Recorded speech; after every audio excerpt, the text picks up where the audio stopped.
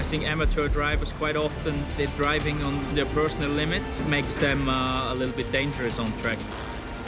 Yeah, one mistake can mean the end of the race.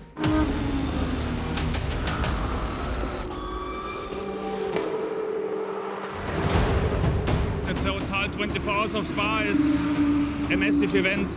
I would say the 24 hours of Spa is the ultimate challenge. You're fighting for position all the time. The cars are pretty similar. I think it's more vivid. It's more a live race. 24-hour race is so long. It's not only the 24-hour race. I mean, we arrive here on Tuesday before the race. It's such a long week, it's such a long build-up, which takes a lot of energy. If you don't take care, by the time the race starts, you're already drained. We're only 3 drivers, it's 24 hours. And any of us does 8 hours in the race, so it's quite intense. Sleeping can be difficult sometimes because once you get out of the car, you're full with adrenaline, so it's difficult to rest.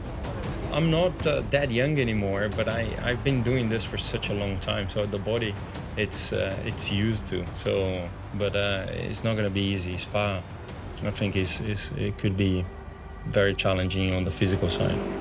The difference between the Pro and the Pro-Am teams is that in the Pro-Am teams you also have people driving the car that do not drive as often as we do. I think amateur drivers quite often they're driving on, there's so much on their personal limit just by driving the car that they don't have the overview at the end. And that makes them a little bit dangerous on track. Notoriously there's always a couple of cars which we all know after the practice already, you know, okay, this car, they are really slow, they are struggling, and we will see them a lot during the race. And sometimes you can just see from the outside that someone is so focused on staying on track, driving the right lines, that they're not so focused on the people coming up behind them. You see those guys starting to make mistakes. And that's the time when you have to pay extra attention as a professional driver. Yeah, one mistake can mean the end of the race. Someone that comes to a team, even if he hasn't the experience or he hasn't, he has to bring the smile and the will to work.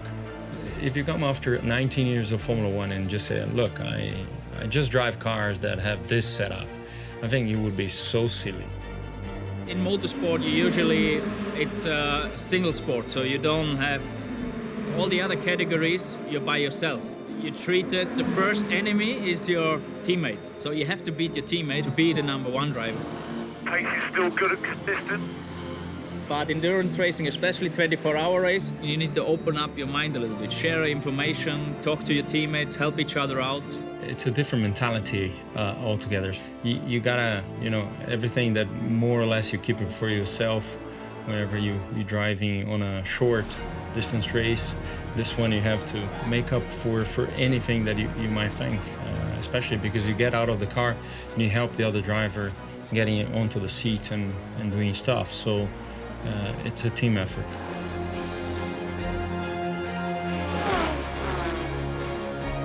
I just love it. I mean, when it was my last year in Formula One and people said, oh, Rubens, you don't have to prove anything more to people. In my mind, I never wanted to prove anything to people, really. All I wanted, it was my pleasure in driving the cars. I was definitely excited. Of course, racing cars, it's always driving on the limit.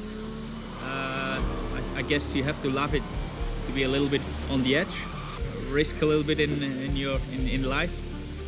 I love that also in my hobbies. If it's skiing or if it's mountain biking, okay, it's training uphill, but it's fun downhill. I'm so glad that I'm here. Thankful for the situation, and even at 46, I'm still,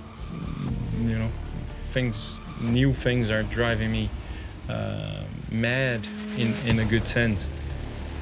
People search for different situations. Sometimes they start to run a 5 kilometers, then they go for 10, then they go for a half marathon, then they go for a marathon, and they think that the harder it is, the more pleasure out of it they get. So if you get a trophy and the first place trophy, at the end of a 24-hour in 3 drivers. I think it must be magic.